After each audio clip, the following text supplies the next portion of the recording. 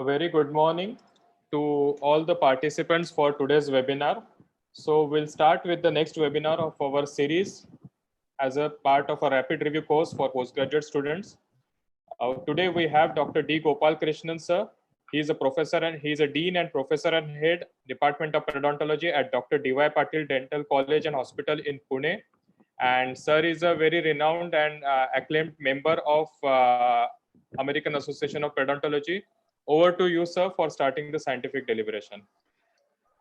Good morning, Dr. Neeraj. At the outset, and good morning to all dear students across the country and dear colleagues. At the outset, I would like to thank the Indian Society of Periodontology Head Office for giving me an opportunity to present this topic as one of the topics for the rapid review revision for your upcoming postgraduate exams. So with this, the topic of today, as you all know, is supportive periodontal therapy. And before we go on, let us look at the contents. So we all know what periodontitis is, a multifactorial disease. Then we are going to just go through the understanding the plaque hypothesis and models of periodontal pathogenesis. Then we have the phases of periodontal therapy. And we introduce what the supportive periodontal therapy is. Then we have the definitions, that is the current terminologies that needs to be known. What is the rationale for SPT or supportive periodontal therapy? And why do we need the recall systems? Then the aims and objectives of the supportive periodontal therapy, after which then we will see the continuous multi-level risk assessment that is on the subject, tooth, and the site level. And then we classify the post-treatment patients. This is a very famous classification, Dr. Mirin's classification. And we go on to supportive periodontal therapy in daily practice, what to expect and what to perform. Then we see the referral of patients to the periodontist. That is the governing criteria, which we all need to work upon very strongly. And maintaining the implant patient, that is the CIST protocol. And finally, since now we are in the COVID era and post-COVID era, how is the supportive periodontal therapy going to be in these times? Now, as I said, I'm not going to go into the definition of what periodontitis is. We all know about that. The important point that I would like to make in the slide is the statement made by the American Academy of Periodontology that the host microbial interaction is influenced by various genetic and environmental factors. So a very important statement to note. And we all know about this, the plaque hypothesis, the specific and the non-specific by Loesch, Miller, and we have evolved over time. And then we have come to the keystone plaque hypothesis and polymicrobial synergy and dysbiosis model, which was given by the Passchengalis and Lamont in 2012. What it says that specific bacteria, it's just a revision for you all, what it must have been taken in the previous rapid review, that I'm re-emphasizing that it is pertaining to the specific bacteria, P. gingivalis, and that depends on the remains bacteria. So once you reduce the keystone pathogen, then the auxiliary pathogen load comes down. So what we go on from, we go from dysbiosis to symbiosis. So this is an important thing that you need to know, and I'm reinforcing that. And then what do the models of the periodontal pathogenesis say? I'm not going to go on into every detail of this slide. It is just reinforcing before we go on to the main topic. So you have the nonlinear models and the biological system models. So you need to know this chart very thoroughly so that you have a better understanding how we proceed with the supportive periodontal care. Now the phases of periodontal therapy. So the preferred sequence of periodontal therapy we all know is the emergency phase, the non-surgical phase, the maintenance phase, followed by surgical phase and restorative phase. Again, this you've been seeing right from your BDS program. And now you have this, I mean, now in the MDS program as well. I mean, it's a part of your whole practice when you go out now. So one thing I would like to say that every phase, once it's completed, you have a maintenance phase. That is, you have to give supportive periodontal care. So that is what the slide is all about. And then supportive periodontal therapy, maintenance therapy, reevaluation therapy, that is the phase 4. So this is a very important slide. The AAP World Workshop on Periodontics had stated that the most clinically critical step in periodontal therapy is the most often overlooked aspect of treatment. This is the reevaluation. Very important. 3 visits are included for reevaluation and retreatment to stabilize the patient prior to the maintenance in the ADA protocol. To note, it is 3 visits. Then the AD code was developed, that is ADA code DO180 in the year 2003, specifically for the reevaluation of the periodontal condition and response to the therapy. Do we all dentists do that? So if you see across the globe, I mean, with my experience, I've spoken to all the practice of various parts of the globe. This is all they all have to say, the periodontists. And it's like, I'll give you an example. Whether it is a small, very small car or it's a Mercedes Benz, you all go and give it for service, right? You have the free services, the first free service, second free service, third free service. And then when it's done, you feel that everything is done. And I think I don't need any service at all. And then what happens? Then when it comes for maintenance after several years, you have a huge fat bill and several damage. That is the same with our periodontal care. So once the treatment is done and the patient feels happy and the periodontist, I mean, in general, I think the concepts are changing now. They don't care to follow up on the patients what the treatment has been done. So that is very important, the reevaluation phase 4. The therapeutic endpoints of periodontal therapy. These are all the endpoints: consistent absence of bleeding on probing, pockets not becoming deeper than 4 millimeter, gingiva surrounding the tooth in firm and healthy manner, favorable host response, including control of systemic conditions affecting the periodontium. And now there is a equal responsibility for ultimate success between both the patient and the periodontist. It is a symbiotic relationship. I mean, it is like give and take, and see, you have to balance between them. What is the patient's expectations and what is the actual practice. And patient's expectations, results that can be readily maintained at minimal effort. And periodontal surgery is the ultimate solution for teeth longevity. This is what the patients think.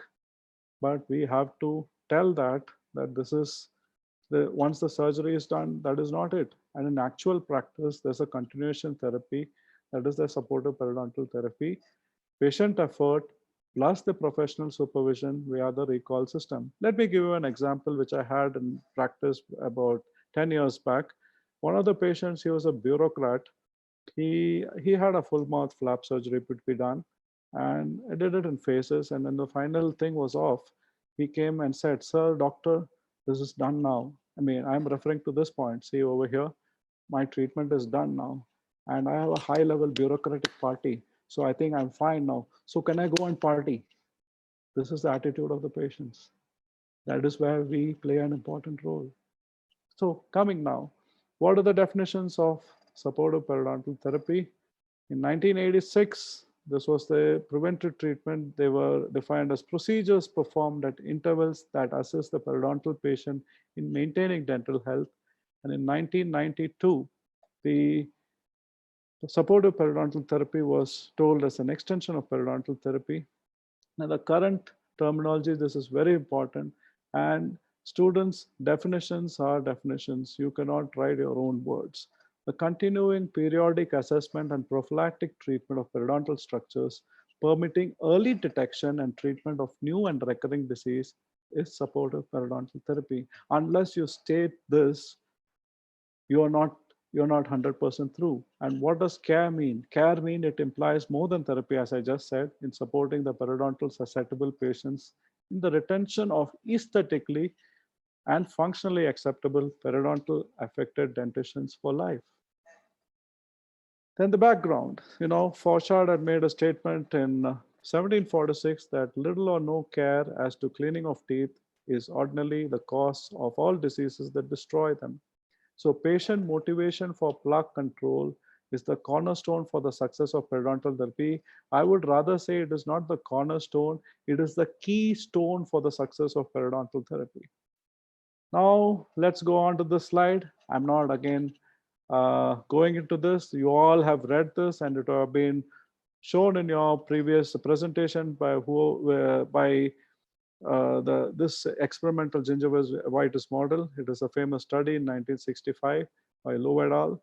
So we all know this. Patients were not. So the end point of the study is only if the adequate plaque is removed professionally and maintained by the patient, then the gingiva returns to a state of health.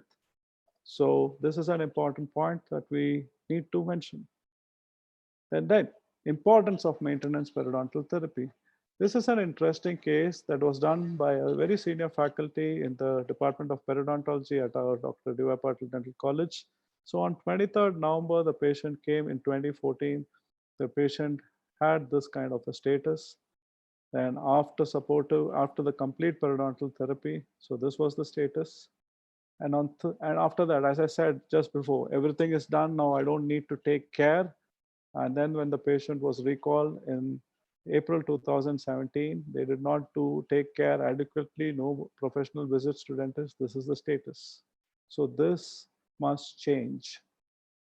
Now, there's another case. This you can see, this Miller's class 2 recession. It came in February 2010.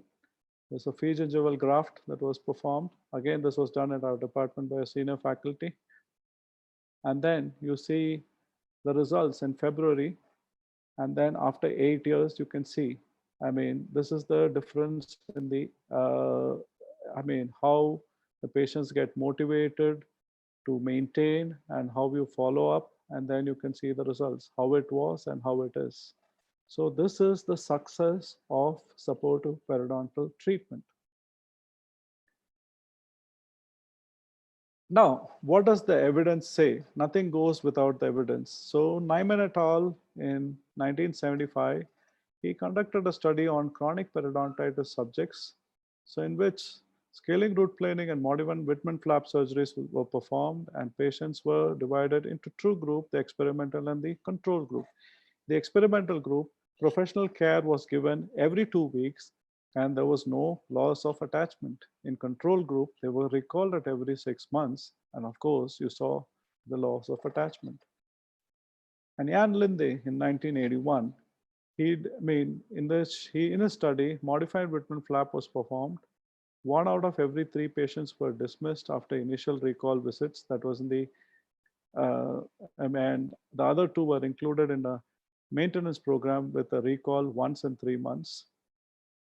And recurrent periodontitis was seen in the control group, whereas there was decreased bleeding on probing, alveolar bone loss, and probing depth in the experimental group. And that was after 6 years.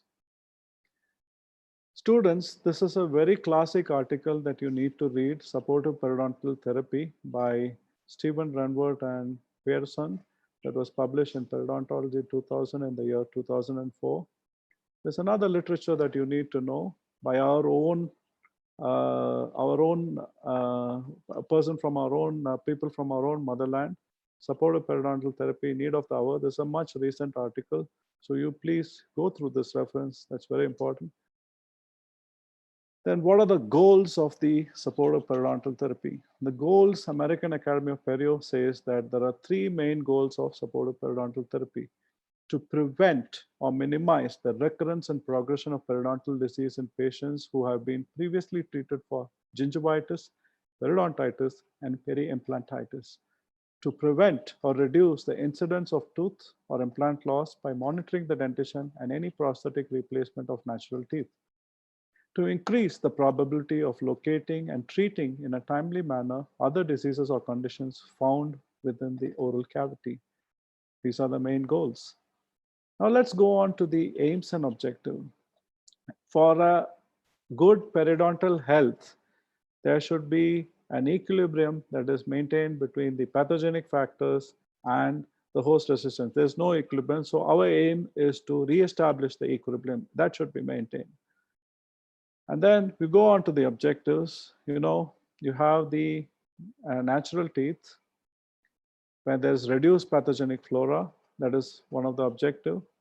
And because of that, you have reduced inflammation, optimal plaque control, and in the end, you have constant attachment levels. So everything in this is interconnected in a circle.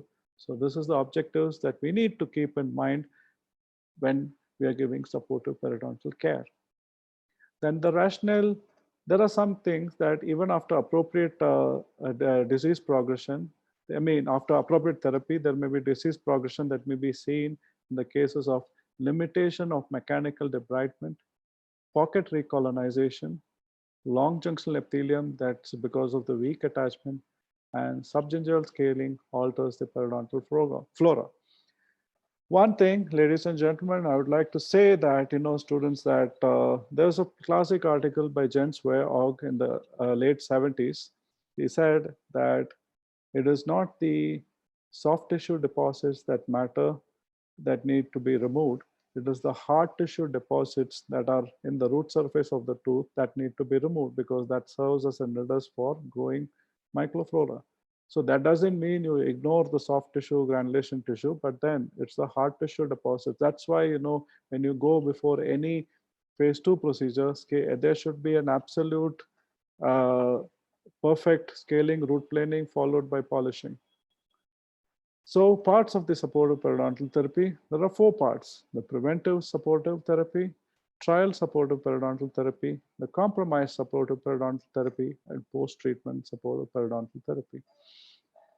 Preventive, as the term goes, it is intended to prevent the inception of disease in those who currently do not have periodontal pathology. So everything is fine. So you need to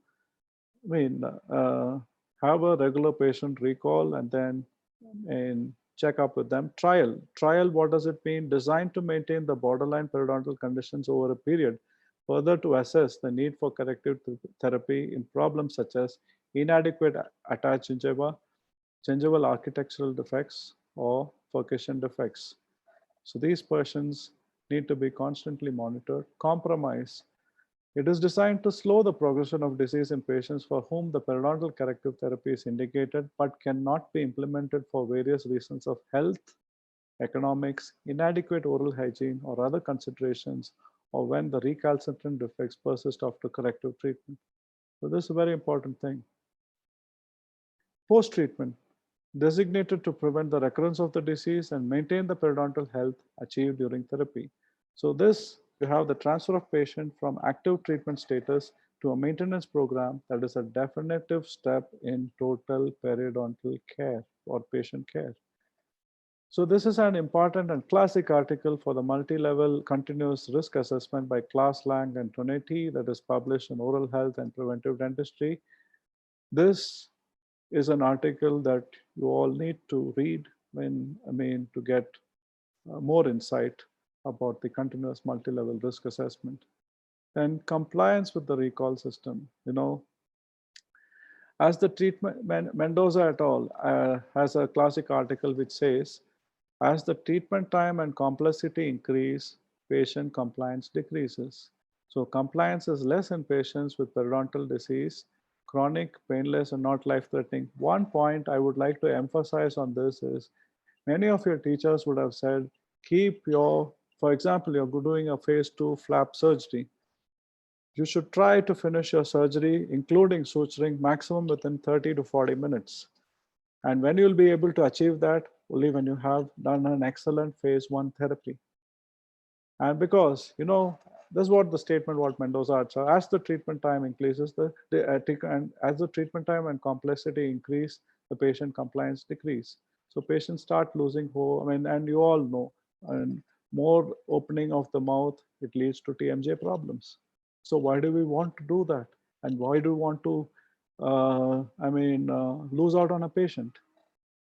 Then what are the factors affecting the compliance. This is a very wonderful article by Wilson et al. In 1987, and it is still, where you see the non-compliance. Okay, so skepticism. Where does this start from? First, you have a poor relationship with the treating professionals. So always maintain a good rapport with your patients, and they also get influenced by friends and family members. That is, if you do not do a good job, then you lose out on a practice. Then stress, economics. So that also, is an important point. And treatment time and complexity, which I just spoke, and unfavorable treatment benefit. So this all leads to skepticism. So to reduce the skepticism in the patients, you have to take care that all these factors are addressed. And another thing, there's one more thing. However good, there are some class of patients, okay? However good treatment you do, they're still going to complain. The world is like that. You go to a beauty pageant and a person gets the world's Miss World and best Miss World, still there are people going to criticize. So it's the same way. So you do your job. You do your job. And then very important in this is what you guys need to know is documentation. So compliance, how you're going to, get the documentation. So you have, for example, you have the pre-treatment in your practice, I'm telling, of course, tomorrow. Here, you all will be like, thinking why our teachers are telling to maintain all this. But then tomorrow, when you go into your practice, pre-treatment photography, models, radiographs, post-treatment, then patient comes back to you and then you win on the patients. Let me tell you my own example. There may be my teachers and colleagues. I graduated from Annamalai University, both BDS and MDS. There was a patient during my third MDS. He had a full mouth gingivectomy to be done and gingivaloplasty to be done. We had those days, we do not have the digital photography like what you all have these days. We just had, the SLR cameras. Of course, it was very expensive with the ring flash. And once you make a mistake, you don't even know. And like nowadays, you all go on to mobile photography. So coming to the point, full mouth. So I took pre-treatment photographs, models, and then towards the end of after 3 weeks, he was very happy. Then after 3 months, he came back, I took photographs, then I showed. Then he came and asked me, the patient, sir, I want your address. I want to write to your parents. I got scared. No. He said, I just want to appreciate how much good the treatment has benefited and me. And that I want to appreciate and thank not you, but your parents. That is the factor. That is how you deal with the patients for successful. That's how successful you are in giving the supportive periodontal therapy care. And then even after I had left my college and went for work in Chennai, still my teachers come and tell, still that patient is coming and asking for you. So that is the level that you have to maintain with the patients. This is another very classic article by Mendoza, Newcomb, and Nixon. You all should read this, Compliance with Supportive Periodontal Therapy, 1991. You will enjoy reading this article, I bet. Now is the subject risk assessment, okay? This diagram, this is by a classic one by Lang and Tonetti. This again important. See, this presentation fully evidence-based. So let us start from here, okay? There are many factors, okay? Bleeding on probing, then you have the probing pocket depth greater than or equal to 5 millimeter, tooth loss, bone loss, age, systemic and general conditions, environmental factors. So you need to take care that all these factors are looked upon so as to have a less risk assessment for the subjects or the patients.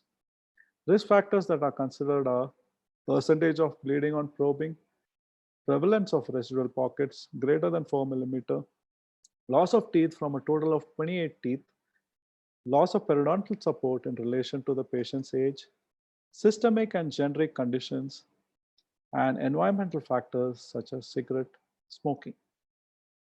Then percentage of sites with bleeding on probing. So bleeding on probing is an objective parameter that reflects patients' compliance and standards of oral hygiene. So in the diagram which you saw, if there is greater than 10%, there's a low risk. And if it is greater than, it's lesser than 10%, I'm sorry, it's a low risk. And if it is greater than 25%, it is high risk. This was confirmed again by Lang and Joss et al. So you can see over here the bleeding on probing. And prevalence of residual pockets, which are greater than 4 millimeter, high frequency of deep residual pockets, you have a high risk. That's by Baderston, Claffrey, they've said that. And we all know that. We don't need them to say, but we know that. Scale in the functional diagram is like is 2, 4, 6, 8, 10, and greater than 12%. So if you have 4 pockets or low, it is low risk. It's greater than 8 pockets, it's high risk. Then loss of teeth from a total of 28 teeth. Coming straight to the point, if the tooth loss is 4 or below, it is low risk. If it is 8 teeth or more, it is high risk. Loss of periodontal support in relation to the patient's age. That is estimated through the radiographic bone height. So the prognostic indicator here, scale runs in increments of 0.25. If it is lesser than 0.5, it is low risk. If it is greater than 1 or equal to 1, it is high risk. So one thing you need to know in this, previous attachment log patient's age does not rule out the possibility of rapidly progressing lesions. Next, the systemic conditions, high risk. Prognosis depends upon the control of systemic conditions. This is a classic article. I mean, it's my mentor and guru for the last 20 years, Dr. P.D. Miller. He did a retrospective study on evaluating the periodontally diseased molars with a new index for prognostic index called the Miller-McIntyre Periodontal Prognostic Index. 6 factors were evaluated: age, probing depth, mobility, furcation, and tooth type, diabetes, and smoking. So in his original study, where there's a retrospective study, he did not have cases for diabetes. So this was the first study, in the world. The original retrospective study was published in Journal of Periodontology, February 2014. You read that article, and then you read to this article. This is the first prospective study in the world where we evaluated diabetics in periodontally diseased molars with the Miller-McIntyre Periodontal Prognostic Index, and it was found that diabetes is the most significant factor. So this is a part of my PhD program, and this is published in Journal of Indian Society of Periodontology in the year 2018. Then cigarette smoking. So this is another classic thing. So if you have occasional smokers, so that is 10 or less cigarettes, it's moderate risk, and heavy smokers, it is high risk. In our study, again, in his original retrospective study, smoking was a significant factor. And in this prospective study, we confirmed the findings of the original study, where we found that smoking was the most significant factor.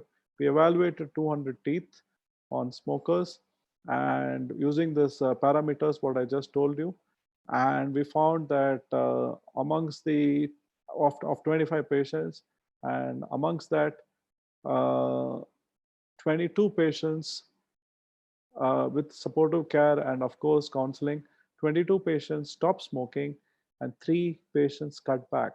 So isn't that interesting? Then calculating the patient's individual periodontal risk assessment. So you have the low periodontal risk assessment, moderate periodontal risk assessment, and the high periodontal risk assessment. So in the low, all parameters with low risk, at the most parameter in 1 is a moderate risk. Moderate, you have at least 2 parameters within the moderate risk and not more than 1 parameter in the high risk. And in the high PR, you have at least 2 parameters in the high risk category. So this is a very, very important table that you all need to know. What are the patient-related risks and the localized tooth risks? So you need to put this in your answer, and this is all practical. Then you have the famous Dr. Robert Merrin, as we call Dr. Bob Merrin. We are going into that. So let us see the classification, characteristics, and the recall interval. The first area, you have routine therapy and you have uneventful healing. So the recall interval is 3 months. And in difficult cases with complicated prostheses, furcation involvement with poor crown ratio, or crown root ratio, or questionable patient cooperation, the recall interval is 1 to 2 months. And in class A, the patients, they have excellent results that they have maintained very well for 1 year or more. And the recall interval is 6 months to a year. And in here, what are the other characteristics? They display good oral hygiene, minimal calculus, no occlusal problems, no complicated prosthesis, no remaining pockets, and no teeth with greater than 50% of, less, the teeth, the bone loss is less than 50%. I'm sorry, it is more than 50% of the hollow bone remaining. And in class B, you have generally good results. They are maintained reasonably well for 1 year or more. And the recall year interval here was 3 and 4 months. In this, you have, these are all the factors: inconsistent or poor oral hygiene, heavy calculus formation, systemic disease, remaining pockets, occlusal problems, complicated prosthesis, ongoing orthodontic therapy, recurrent dental caries, some teeth with 50% of alveolar bone support, smoking, as I just spoke, positive family history, and greater than 20% pockets bleed on probing. And in class C, it is generally poor results after therapy, and you need to recall the patients 1 and 3 months. And this is the same thing, and with less bone support, heavy bleeding on probing and all these things, and you have systemic relation involvement also as well. Then SPT in daily practice. Recall hour, how is it divided? It is divided as follows: examination, re-evaluation, and diagnosis; motivation, re-instruction, and instrumentation; treatment of reinfected sites; polishing; application of fluorides; and determination of the future supportive periodontal therapy. Then you have supportive periodontal therapy in gingivitis and periodontitis cases. A treatment plan for active therapy should be developed that may include the following: patient education, customized oral hygiene, debridement of tooth surfaces to remove supra and subgingival plaque and calculus, antimicrobial and anti-plaque agents or devices that may be used to augment the oral hygiene efforts of the patients. Correction of plaque retentive factors such as over-contoured crowns, overhanging margins, narrow embryoso spaces, open contacts, ill fixed or removable partial dentures, caries, and tooth malposition. In selected cases, surgical correction of gingiva deformities that hinder the patient ability to perform adequate plaque control may be indicated. Following the completion of active therapy, the patient's condition should be evaluated to determine the course of future treatment. Referral of the patients to the periodontist, preventive plus therapeutic plus supportive periodontal therapy. This is very important. So this is what the general practitioner needs to do. And difficult cases, we all know: pockets greater than 5 millimeter, furcation involvement requiring distal molar surgery, osseous or regenerative surgery, patients with systemic problems, implant, complicated prosthesis patients, they all come to us. Now it is up to you all, once you finish your program and even during your college, how you motivate the departments to send the patients to you. For example, you need to go and take a lecture for the local dentist in your area and tell about all the periodontal conditions with pictorial evidences that what you have done in your PG program, and see that, tell them that, see, these are all the conditions that you can handle yourself. And you also need to educate how to handle, because many general practitioners do not know how preventive, therapeutic, and supportive, so you need to educate them and then tell when to refer. So that in itself is a separate topic altogether. So that is very important. Unless you do that, you will not be able to achieve the desired goal. And then these are all the recommendations for referrals and consults. Very important. So category A, that is, you have referral to the periodontist recommended for the patients with following. Consultation with the periodontist is recommended for patients with periodontitis and following. And patients, category C. So these are all the conditions that you need to educate the general dentist. Then maintaining the implant patient. So that is, you all know the CIST, Cumulative Interceptive Supportive Therapy, the classic article by Lang et al.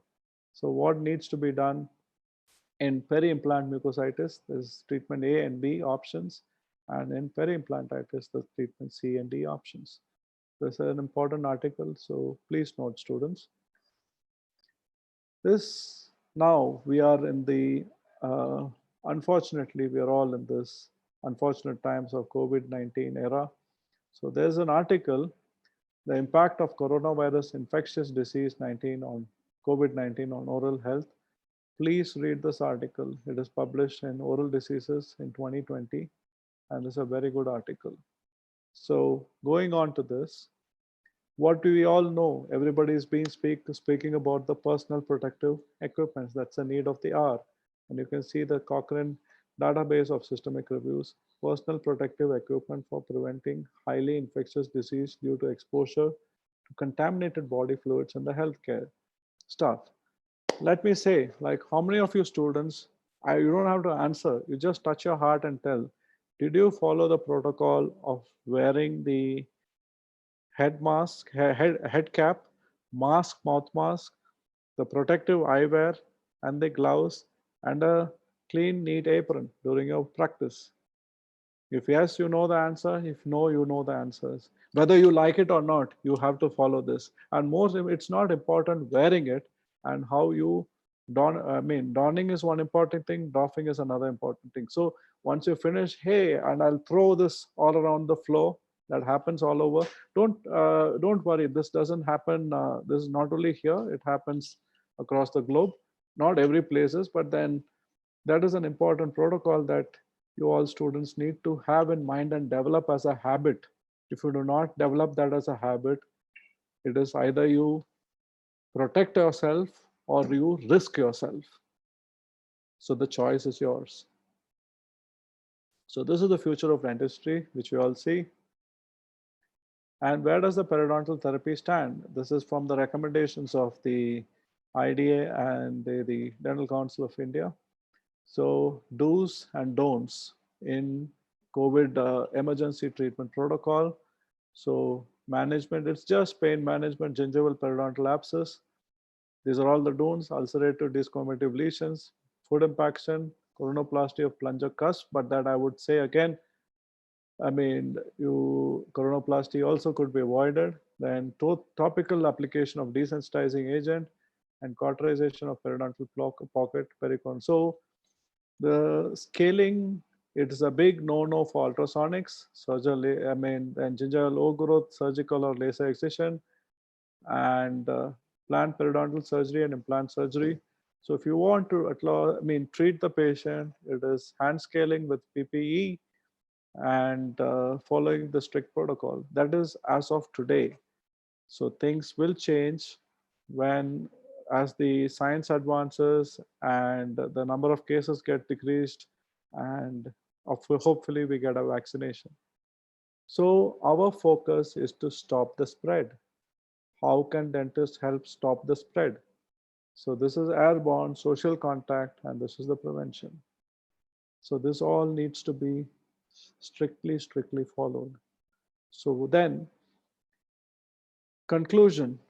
There are so many things. I just like to say SPT plays an important role in maintaining the oral health and overall health of the patient. So supportive periodontal care, as I said, to summarize, it started usually after the completion of active periodontal therapy, and it continues at varying intervals. So the patient may move back into active care if disease undergoes a period of exacerbation.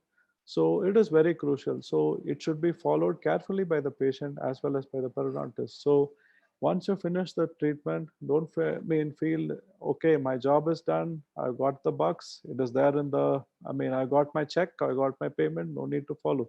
See, you need to follow and you need to call the patients again and again. One last thing I would like to say, dear colleagues, you're all colleagues after all, save the teeth whenever you get a chance, or else you will never get a chance. I repeat, save the teeth or tooth when you get a chance, or else you will never get a chance. So with this, I come to the end of my presentation. I have a couple of minutes more, Dr. Neeraj Deshpande. I'd just like to say a few words about the upcoming 45th Indian Society of Perio.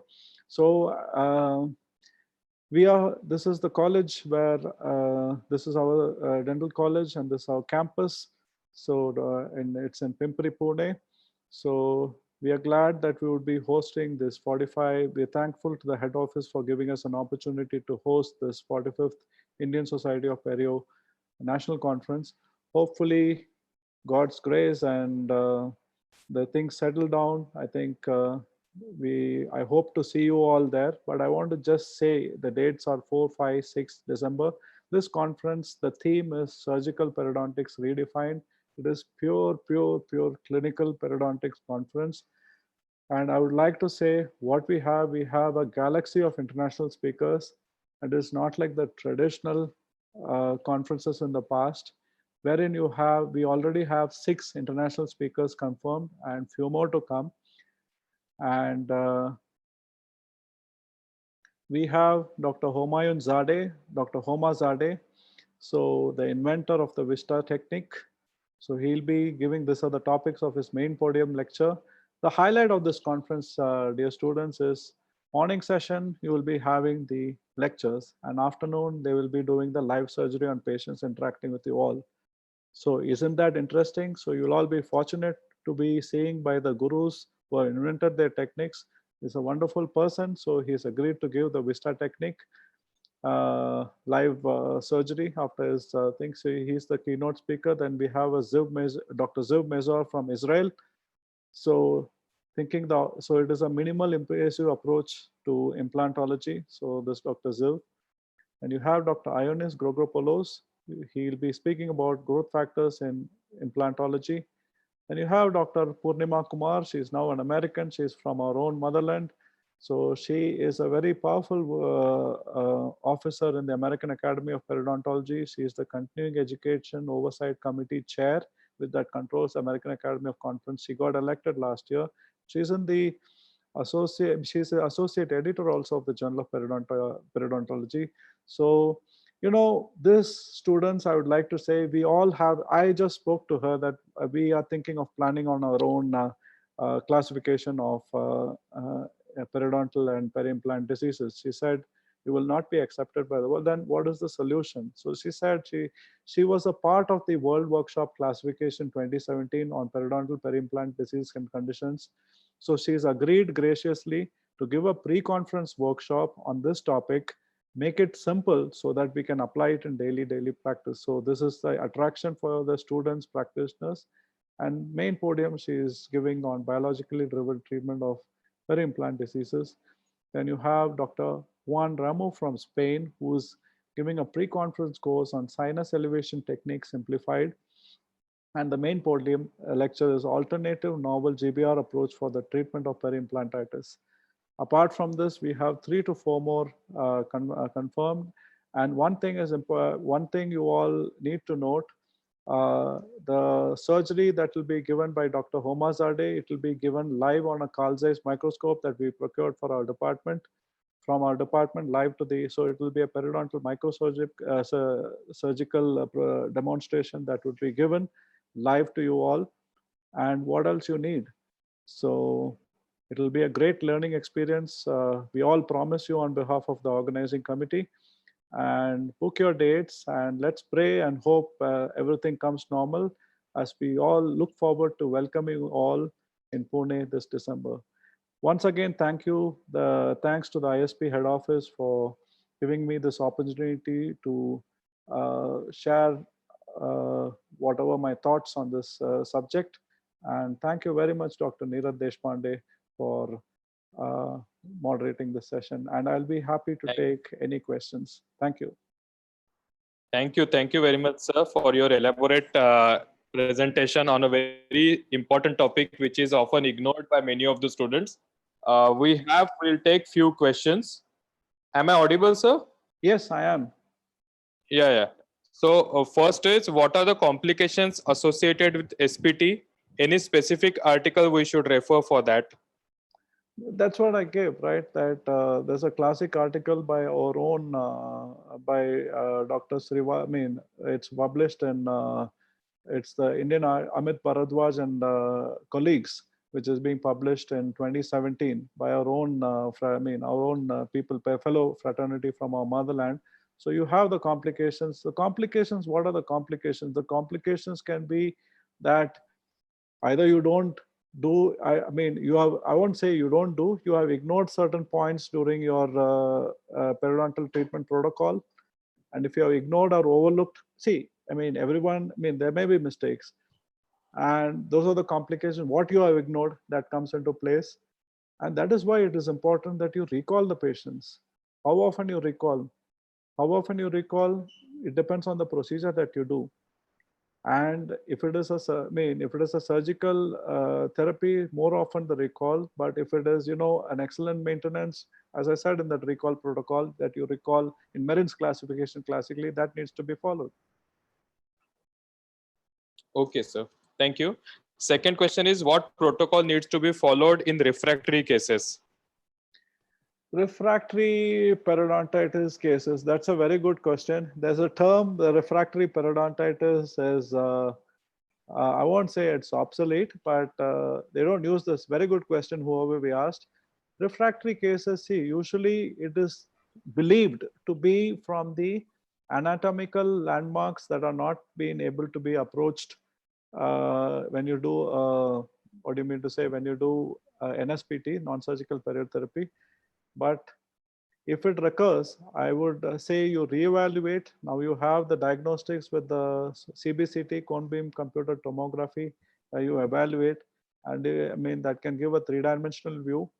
And then be conservative, and then you be conservative, and if required, then you open up. And if there is any involvement in the, I mean, there are this, what do you mean to say, after phi and mini phi curates, and you can once you do that, once you open up, then you can see where you can which part of the anatomy where the cause is, and correct that.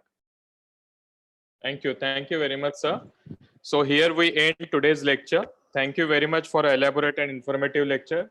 And see you students for the next lecture of the series. We're signing off from here now. Thank you. Thank you very much. Thank you. Thank you all.